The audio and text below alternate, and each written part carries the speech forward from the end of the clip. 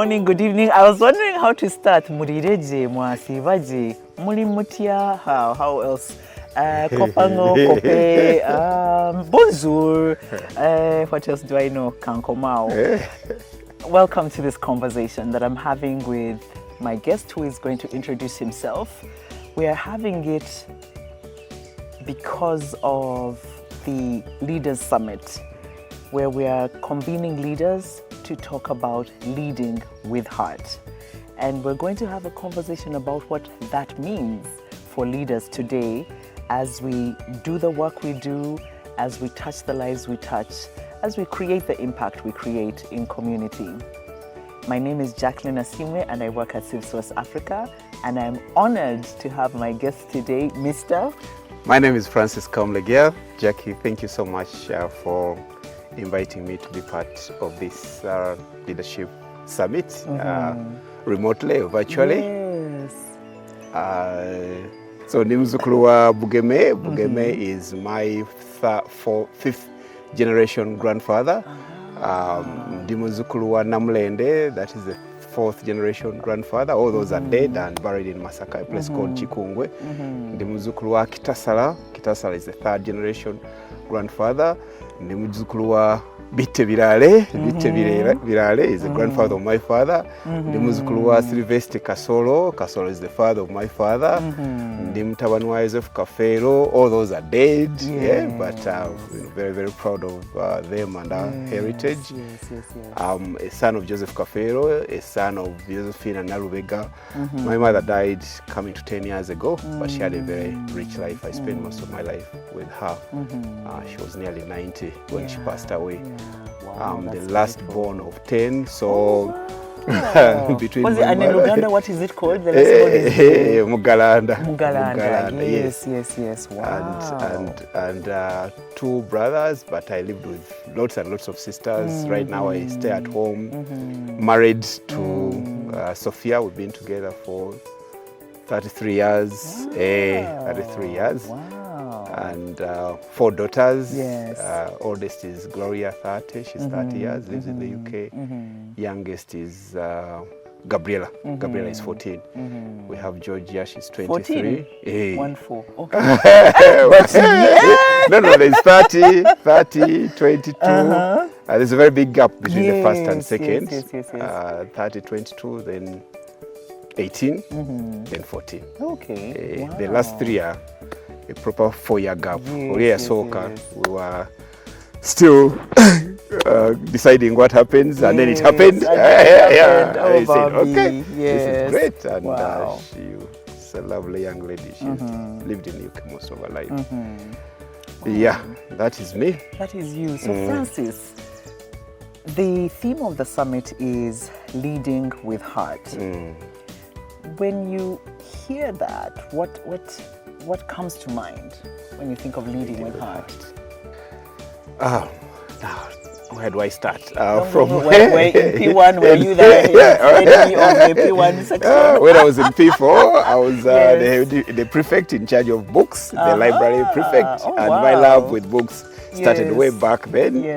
When I see people these days talking about the LC and the LC having a stamp. I used to have a stamp. Yes. Oh my God, I've met a leader who had this. Leaders, do you have a stamp? And the purpose of my stamp was whenever they used to bring new books, Okello, Nile English course, those are the essentials.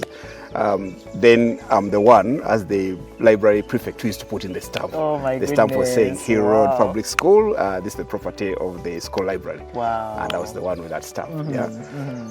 So that's my, I suppose, biggest recollection of leadership. Yes. In secondary school, I spent 6 years in Masaka College and went through quite a number of student leadership positions. I was the class prefect from senior 1 up to senior 4.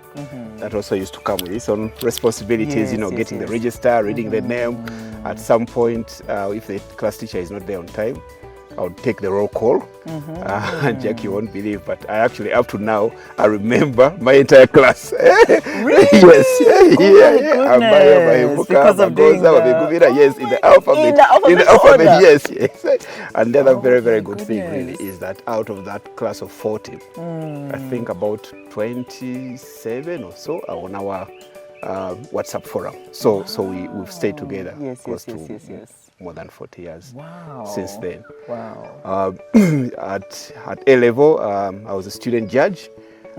So we had a very interesting administrative system in Namasagali where there was the judiciary, then there was the executive, which was then of course you had the management of the teachers and the head teachers, but then you had the what we used to call them the reeves, who are the prefects. At Makerere University, I studied agriculture, and again I was the class representative in our agriculture class, and that got me an opportunity to travel outside Uganda for the first time. That was in 1988. Why not Makerere? Yes. Oh wow. Yes, yeah. So you people in law school, where were our trips of outside countries? Anyway. So they used to call it the International Association of Agriculture Students. So there was a conference in Nairobi. I think it was like about 19 years or 20, 1988. Got a passport and we went and we were delegates, and we sat in Jomo Kenyatta International Conference, and we had those things that they put in ears. Oh my goodness! Oh my goodness! Yeah, leadership has sort of come to me naturally because of my belief about leadership. Of course, in the corporate world, I've been at the highest possible level of leadership. In PwC, I was managing partner in PwC. I also served as a board of governance board for PwC Africa.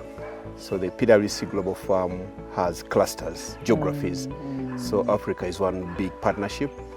Had about 10,000 employees in 36 countries, about 400 partners, and those 400 partners elect 12 board members. I was part of that 12 and served in that role for 8 years. Now this is now proper leadership because you're leading leaders. Yes. And these are very smart people, and you have to balance between representing their interests on a governance board, which is in a firm that they own, while at the same time holding them accountable because of performance appraisal and promotion and getting to the point of deciding how much an individual earns in terms of partnership profits. I found that quite interesting and really exciting. I left PwC about coming to 3 years now, 2.5 years now. So I spend most of my time in Masaka growing coffee, processing coffee. I've got a school for deaf children that I've been running for 20 years. And most recently I set up a vocational training institute. That was very deliberate and intentional to provide training and skills training for young people. The need is massive. It's only been going for about 2.5 years, but we have close to 300 learners already. Wow. And it's very busy, very exciting, really fulfilling, you know, when you see all these youngsters coming in, know nothing, and then 3-4 weeks time they are, you know, dismantling a border or motor vehicle engine, and then the following day you find them driving it, and you say, is that the same one? They said yes. And so, like, you know, the young ladies doing nails and plumbing. Our plumbing class has 7 learners, of which 5 are girls. So yeah, I like what I'm doing. No, that's amazing. And as you've led in these different seasons of your life, how has HeART showed up for you in terms of leading with HeART? Leading with HeART. First of all, it's a very good theme, and requires one to reflect on it by first of all unpacking both and then bring them back together. Yes. So first of all, I strongly believe that leadership at times is misunderstood when we mix or confuse it with power and authority, and in that process we end up with people who have power over us, but actually they are not our leaders. Because leadership is a choice. Leadership is a way of being. Leadership is a position of service, and most importantly, leadership is a mindset. So you don't need a title to be a leader. Not at Yeah, all. there are lots and lots of situations where one has to just rise up and lead.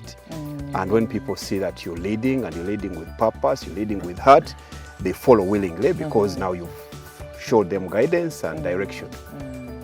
So I would start off by just explaining that, in my view, and my philosophy of leadership is not about the title you have. It's not about the big car one drives or big office people occupy, those who have titles.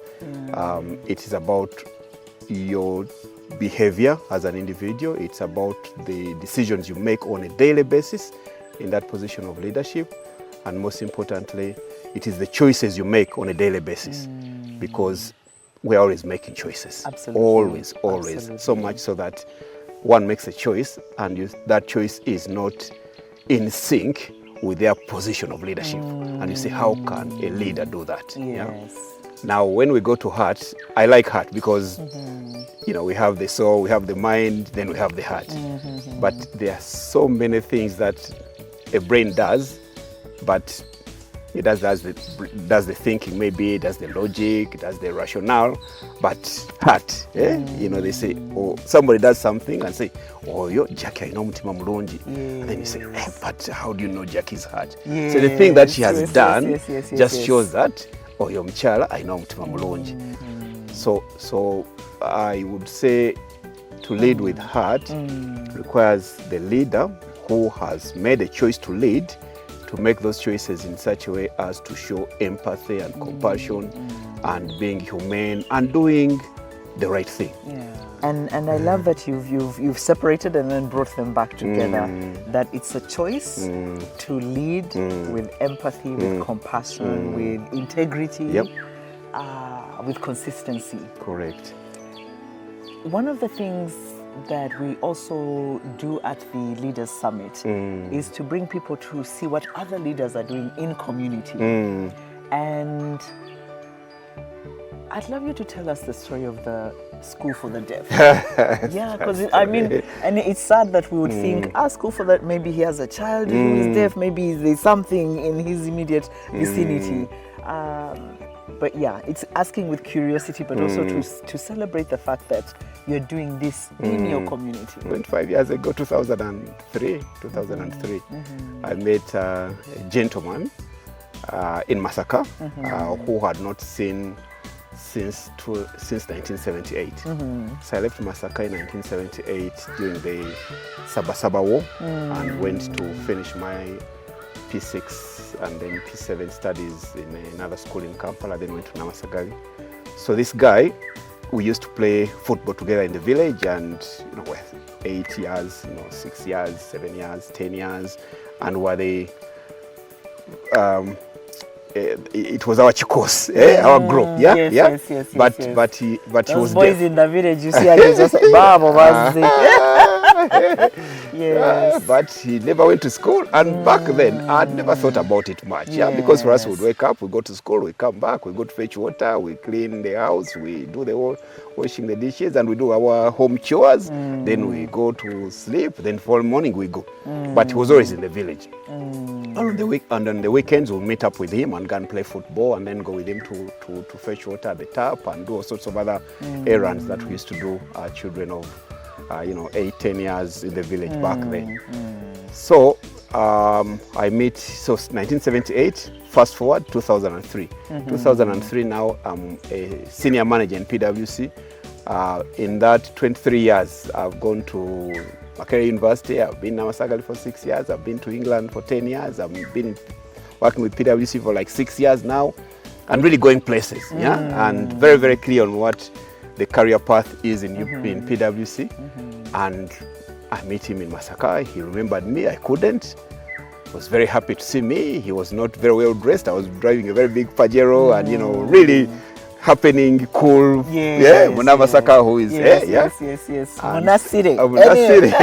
So I said, you allow that guy to come. Then it was clear to me that he was deaf. And there was a lady, he was a cobbler and was mending shoes at the shop. So there was a lady who knew some basic sign language at the shop where he used to do his trade. So I asked her to explain why he was so happy and what was used to missing this. I said, this one is saying, you are his young brother, and you are very small. And I said, but who is he? Where is he from? He said, he's from Chimanya village. I said, Chimanya is my home village. And I said, from such and such is Tabaniwa Swan. So you want to mention the name. I said, I know this guy. Yeah. Then I said, now I understand who he is. Yeah. So he was asking so many questions, sign language. I didn't know sign language back then. Now I know. Yes. So a month later, I get somebody from, I think it was another place called Chijabu in special needs, who knew sign language.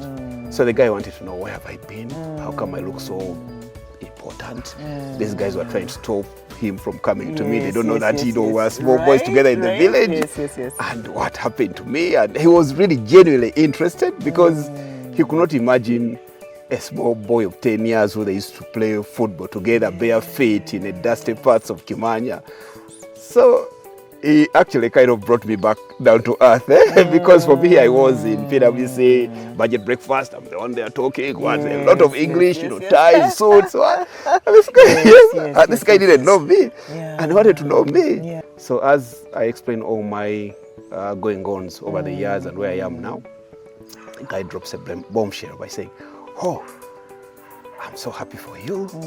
I can really see what education does. And I was very fortunate that I still had lots of friends that I used to work with in the UK who had an interest in me, as in how you're settling back, how difficult, easy things are. So a lot of those friends were keen to know how I'm settling in. But then when I told them about this project, they were very, very ready and willing to support me. So they fundraised money and we built the school. Then also they supported the school for 2 or 3 years until they stopped funding it. Then we told parents to pay school fees. One time we had 98 learners in 2008, and these are parents who had never even imagined that deaf children can go to school. So now telling them to pay school fees because the white people have stopped funding. They were like, you must be mad. Exactly. Already I'm struggling with my hearing, so-called normal children. So in 2009 we started the school. 2008, as we are transitioning out of the funding from my friends in the UK, they burnt our school. Remember that period of burning schools? But how, when you say as in, it was intentional, it was arson, yes. There was 2008 to about 2010, So I had to rebuild the dormitory, in addition to mobilizing money to pay school fees for children. So parents... And did you almost give up? It was never an option. It was never an option. The reason was, yes. So the children who are in the school from 2005 to about 2010, most of those never paid fees. The ones who joined after were insisting you pay. And parents would say, we can't afford to pay fees. I said, even if they stay home, they are going to eat food. So you bring beans. So beginning of term at our school is like a market day. Waliwo aleta muwogo, aleta avocado, ebikajjo, ebijanjalo. And the whole idea was we don't want to create this culture of dependency. If you don't have money, bring whatever it is that you... Exactly. Because... I love that you said we think about our purpose. For purpose, not non-profit. So as for-purpose organizations, thinking about the current and where we are going, and indeed you too had to pivot when foreign funding retreated. Correct, yeah. How do we pivot to sustain the work that we are doing? Increasingly, we should be prepared for a gradual reduction of foreign funding for our social causes because of what's going on in the world. Yes. To even you, at some point, you pay school fees for a child for some time as you hopefully hope that they are going to become self-sufficient. For you to continue being there, propping them, but not drip feeding or spoon feeding them throughout their life. So for some unfortunate reason, a lot of our NGOs are not for profit, have been so donor dependent that we've not bothered to become a bit more creative about alternative sources of funding for sustainability. My experience, personal experience, is that one can easily dismiss me that you had a bit of money to spend, but actually I could have done lots of other things with that money, and also tapping into a network. We have a very, very strong network through our different social circles that we've gone through, and once the people appreciate what you're doing and they see the impact and the difference it's making, it's very, very easy for them to be supportive. The other thing also is that we usually go around with big numbers. Yeah, people get intimidated by big numbers. Yeah, intimidated or even put off. Exactly. So I've been able to keep our school going by explaining to everybody that I know can afford to sponsor a child, to tell them that it's $100 a term, 360,000 shillings a term, 3,200 shillings a day to keep the lights on, to feed that child. It takes 3,200 shillings. And I'm not even sure that many of us know that reducted figure. Exactly. And 3,000, and you tell me you can't afford it, but a beer is 5,000 shillings. So and of course you cannot force anybody to support you if they don't want to support you, but you present it in such a way that it is real, it is understandable, that you and can eat the elephant. Exactly. Yes. If you explain to people what you're doing and the purpose for which you're doing it, and actually guide them the fact that they can make a difference, and you invest in me, not even me as me, the person running the function, but actually investing in the people that I'm working with. Me, I'm just a vehicle. So you say our annual budget is $2 million. Say, okay, but what do you do with that money? And let's really strip out whatever it is that we can strip out now that we are where we are, and then we speak a language that the local people can understand.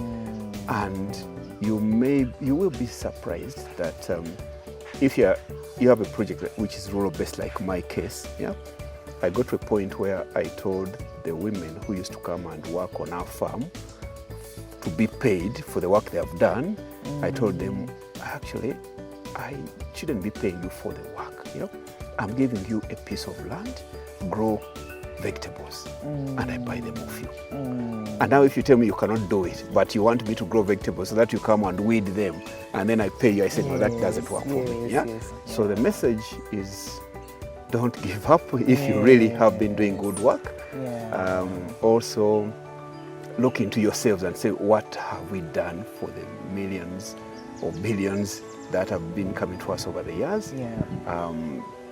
And once you can show it, you should not be that difficult. I challenge people in a very nice way. Like, how do you want to be remembered? How do you want to be remembered? I mean, you walk around this garden, and anybody who sponsored something and their name is there, that's like immortality. Because this thing is going to be here. But wow, nobody talks about your bank balance as we are talking about you. We are talking about deeds. Things that have kola watch, and they are going to stay. There's nothing. See, I want to make a proposal, maker. Anyway, wow. So, Jevali. So, but we have to do things differently. Absolutely. Very, very different. Absolutely.